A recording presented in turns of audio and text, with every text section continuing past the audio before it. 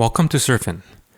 Today we're going to patina a piece of steel with a nice orange to deep red rust finish by using a product called Rusty Red. This process requires some tools such as paintbrushes, spray bottles with water, and a cleaning solution called Brush and Clean. We begin by cleaning our steel surface. If you're using cold rolled steel that's rusted, or if you're using hot rolled steel, we recommend first sanding the surface. If using new cold rolled steel, or if your sanding is complete, go ahead and apply the Brush and Clean to the steel surface and scrub in a circular motion. Keep your eye out for any areas which may need additional cleaning. Once the part is cleaned, go ahead and use paper towels to absorb the cleaner off the metal surface. Follow up with a thorough rinsing with water. For large parts, you can use a hose, spray bottles, or even a dedicated paint gun filled with water.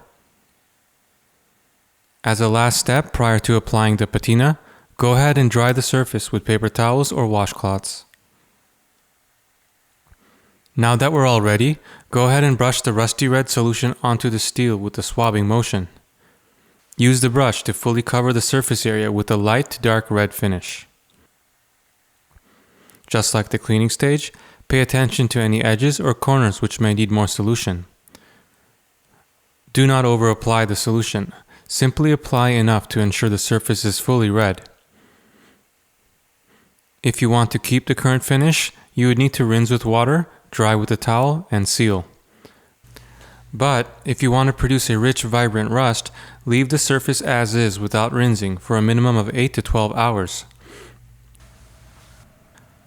By letting the surface slowly dry, you develop a vibrant rust finish which ends up being various shades of orange and red. Adding more solution during the drying process can make the rust more aggressive. Here we have applied the Acrylaq-1045 flat sealer as a final step.